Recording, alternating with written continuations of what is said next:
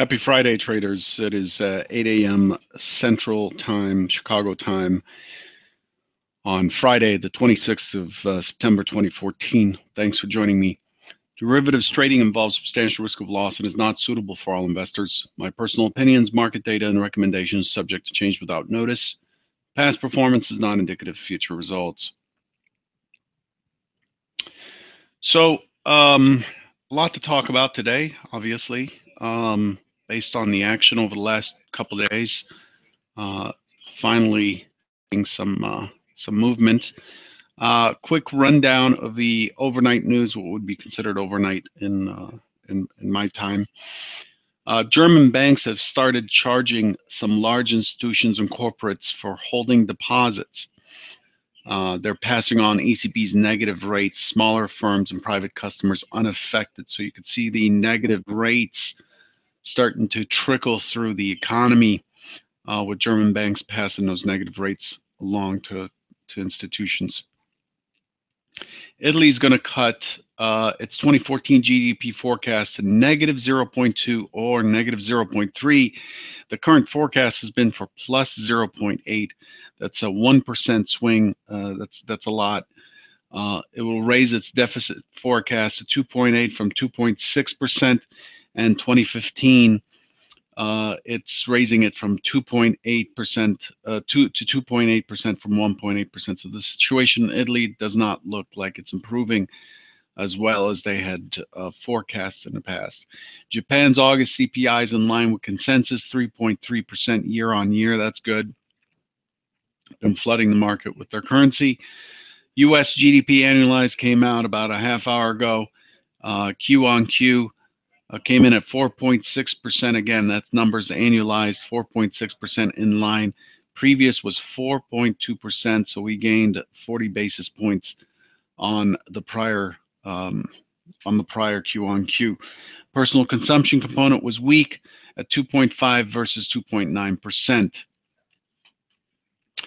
And looking ahead today, at 8:55, we have University of Michigan confidence number. This is a September final, not the prelim. Expecting 85.0. Just want to give a quick recap of yesterday's action. I wrote down a recap, which I am not finding.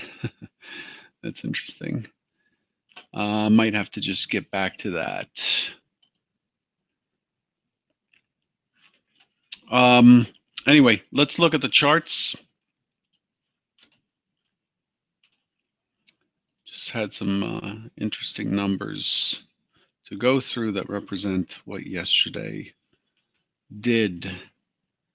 So you're looking at my main S&P monitor here. Give me a second.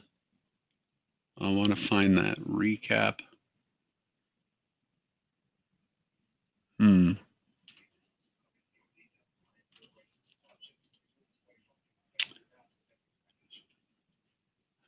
Okay, here it is.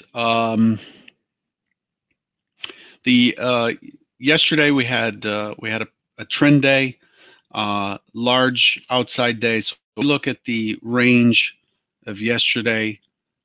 Right here, we had on the day session we had 28.5. We have not had a day with this kind of range since the big drop on the last day of July. Volume was very strong at 2.12 million, about twice what it's been recently. Not twice, but about 60% more than it's been recently. The market has fallen out of the most recent micro composite or balance zone. It has finally hit the target I announced on Day Trading Radio on the downside, which was 61, the 61 area, and closed the point of control and gap at 59.5 or 0.75. So it did its job yesterday. It finally broke through, but the way it did it is interesting. So to recap yesterday, some pretty good losses. The NASDAQ 100 closed down 2%, just above 4,000. Dow Jones Industrial Average down 260 points. 488 of 500 S&P stocks closed in the red. We have not seen that in months and months and months. This whole year, we have not seen 3 losing days in a row. So it'll be interesting to see how this plays out. I'm expecting it to go lower today. It's already pushing lows, but the yesterday's move was impulsive for sure. There was heavy selling pressure in equities and was attributed to both window dressing, with some desks noting a very large asset allocation out of stocks into bonds via ETFs. So you can see that allocation actually in the Bund very clearly. You can see this push into Bunds reaching all-time highs here. Money is in a risk-off mode and is moving into treasuries. And as I showed yesterday, this is how things played out. Everything starts at 0% right at the cash close, and this is how the market reacted. You can see the black here is crude oil. On a relative basis, on a percentage basis, but look at how gold is responding. So there's a flight to safety. Gold, the Japanese yen, U.S. treasuries, the U.S. bond right here in dark green, the U.S. 10-year in a lighter green, the Bund in brown. While equities, all equities, transports, you have the Dow, the Euro Stoxx 50, the DAX was a leader on the way down. It's brown. Right here, you can see it leading the way down. The Russell, NASDAQ, and so on took a hit, all took a hit yesterday. So from the open yesterday, you can see the percentages that they were down 1.7, 1.73, 1.36, and so on. From a close to close, remember, we had a gap yesterday as well. We had some big losses. So it says large asset allocation out of stocks and into bonds via ETFs, as well as talk of a large institutional player closing books in around 200 U.S. stocks. An early break below $100 per share, and Apple accelerated selling in the NASDAQ following by a break below the 50 DMA in the S&P 500 and 17,000 the Dow Jones Industrial Average. The Dow Jones Industrial Average finished down 1.53%, S&P finished down 1.61%, the NASDAQ finished down 2.11% on the cash at 4,007.82. So definitely an impulsive day yesterday, and definitely something to pay attention to. It is actually nice to see. Sorry if you lost value in your investments, but it's nice to see the market kind of do a little bit of spring cleaning. I want to start today by looking at the big picture. We're moving out of this balance zone that we created on the gap of the 19th. Which had a low of 62.75. There was a gap here up to 61.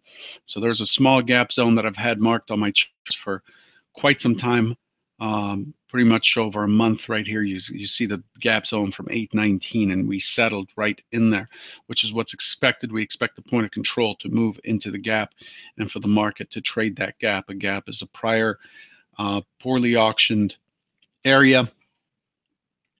Or unauctioned area, and the market tends to go back and settle in on those for a bit. The S&P has moved out of its balance zone and is moving into this the trade that took place where we just rallied very strong out of the lower balance. So what I've done is I've built a composite, a micro composite profile, which is in this awesome fuchsia color, to show what is below. Okay, so when I include yesterday, you'll see that hang on,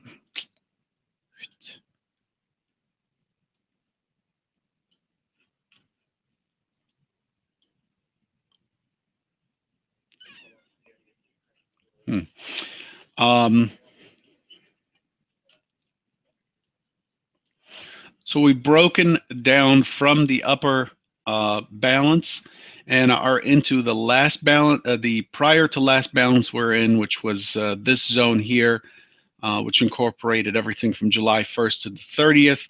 We broke down July 31st, and then we muddled around here down below for a while through the mid of August, and then in the middle of August we started running up with the gap. If I incorporate, since we're pushing into this prior balance zone that we ran through last time, if I incorporate that, you'll see that the point of control of this entire thing is at 59.50. 59.50 up as a composite HVN. You'll see it right here, 59.50. It's this peak, and the market's holding steady in this area. I expect this area to be murky down to this 48 area. I expect it to be battled both ways. But if I was to look at what happened in this range, you can see here that there's very little in this rally that provides support in terms of volume. So I have to rely on the composite here, but be aware that this is clean and clear down to 32 right here, down to 32, and it brings us to the top of the prior balance. So this can continue lower. I can't tell the overall, remember that the overall trend, if we look at the market, is up. The long-term play is not active yet. I'm not seeing activity there. So if we look at this channel that we've been in, you know, how much damage did we make? Even if I move the trend line to incorporate this, there really hasn't been all that much damage that's been made to the uptrend. The intermediate term is on the sell side, but you might notice that the prior day, before yesterday, so yesterday's hypothesis was completely wrong, because yesterday's hypothesis was built on what happened on Wednesday. And so this activity here with Wednesday pushing to the high, reversing the point of control up. We've had points of control going down, down, down, and then a reversing up. Wednesday had all the makings of a reversal, of a swing reversal, and an attempt at 2003, as I discussed in yesterday's video. The goal yesterday was to get to 2003, and then the market comes in with a gap lower, and then it starts driving below it. It auctioned both ways for a bit, and then there was clearly a driver pushing lower, and you can see better in this chart here. This is my short-term chart. Let's go back a bit. We can see the delta was very representative of a seller stepping in very strong. So a higher time frame stepping in to clear its books. Here's the open auction, and then it rolls over, breaks the this moved, breaks the opening swing low, and does not, on an open auction, on a break of an opening swing low, the expectation at least it would pull back. It would have the strength to pull back to the opening swing low of 83. It did not do that. It actually drove lower, and you can see here that the delta was just not having much on the buy side. Even later in the session, if you watch the delta, it does make a pretty awesome recovery as the market chops around below in this tight range. You could see that there are buyers stepping in to pick this back up as they see value down here. Buyers step in, and the delta picks up and starts to move towards zero, and then all of a sudden, so there it is, all of a sudden on the close, somebody steps in and boom, takes it way down and brings it down into our trend range for delta. So pretty much unrecoverable sell on the unrecoverable action on the side. But the important thing to note is that before you get out there and get excited that the market's finally selling off, if you are a perma-bear type, and I know quite a few of those, just be aware that there's nothing extraordinary about this day, except, and there's one factor that captures my interest, except that it happened on a reversal day. So what we had here is a reversal day, higher low, bullish engulfing, moving the point of control up, putting in a weak high, all the high probability factors that go into a follow-up day on the high side. Instead, we get this strong push lower, and a lot of people got hurt yesterday doing that. If you look at that on the NASDAQ, very clear with Apple dominating this product. It tried higher, just unsuccessfully, and it just absolutely got crushed pretty quickly and early in the session. That's what it looks like, folks, when OTF is active. It is unrelenting. It is something that you do not want to fade, and that is why I posted early on the Twitter feed. I posted caution longs. This yesterday had all the markings of a hypothesis that's gone really, really bad. So it validates and reinforces the second hypothesis, which was to push lower. And so yesterday was a sell only day, and therefore the caution. But I'm going to tell you that if we continue lower, and it is Friday, we don't have much on deck except for Michigan confidence, and it's a final number. I do expect us to test a little bit lower. This is an impulsive day. This is an unusual day. The expectation is that it would be choppy to lower. So here we have on the overnight, we have a push to 56.50. The overnight had some pretty interesting as well. We had our push up on GDP numbers being strong, and then they took it all back, and that's another telltale sign that the sellers are taking advantage of any pricing that is in their favor. So the overnight session was not able to get away from the point of control, and it just now, for the first time, actually, the whole overnight session was contained within yesterday's range. For the first time, was able to push to 56.50. I believe that we're likely today to continue to either break lower or chop lower. The more likely scenario, the primary hypothesis for today, is that it'll likely open, chop around in here, 63 and so on. It may even take out the overnight high, but I expect it to trade sideways with a downward skew. I expect a lower low today on yesterday's low, and generally looking for a rest day. So that's what we have. We have a nice long liquidation profile. This is all textbook profiling stuff. Long liquidation profile, strong volume, strong delta. The sellers yesterday meant business. Again, it is the end of month, but it's interesting because we still have Monday and Tuesday to make those adjustments, but they decided to take them yesterday for some reason. But I did see some higher time frames being consistently active yesterday, and was not interested in the buy side at all, even on these upswings. Upswings would be scalps. All of that with all being said, we've had situations in the past, not recently, but we've had situations in the past where the market has done, this doesn't apply here because we did not open inside of the prior day's range, gap below prior day's range and sell off.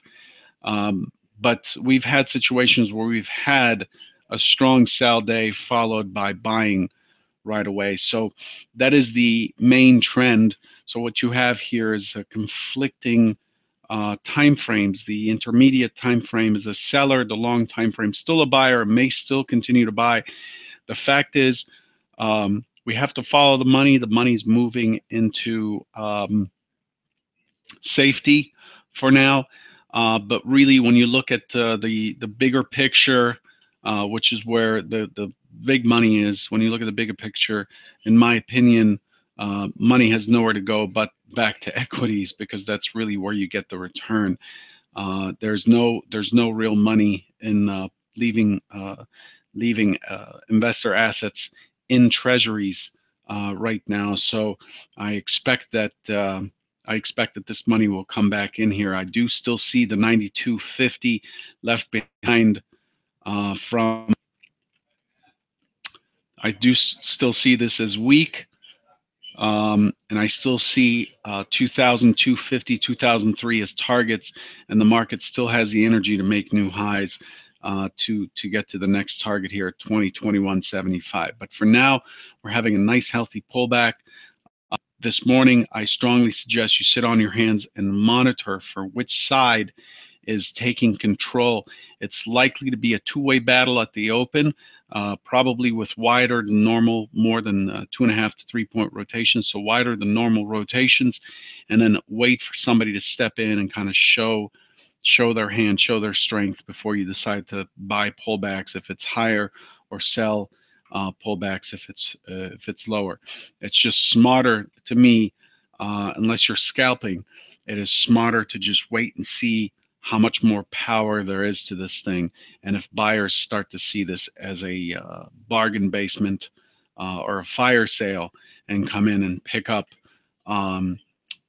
stocks or equities or indices in droves. So just watch out for that. Be careful today. It is Friday. I'm going to remind you again, it is not fun, and I've done it many, many times in my trading career, and I've lost thousands of dollars on Fridays. And in some instances tens of thousands, and it's just not fun going into the weekend with a hole burning through your pocket because you just did not obey. You just kind of lost yourself. As soon as you lose awareness of where you are and what your logic and what your plan is, that's when things get troublesome, and that's when you look back once it's all over and say, how stupid was I to not see the clear signs? And the question is always, why didn't you see them when they were happening? Hindsight 2020, you've heard that before. Hindsight 2020, and it's because it's 2020 because the guy trading, the person trading while the market was open, is not the same person that is evaluating performance afterwards or doing the homework before. So the only thing keeping you from joining the ranks of gamblers who have a high risk of ruin is a risk plan. So obey your risk. Be patient. Be patient. That's the hard part. Good luck, and I'll catch you on Monday.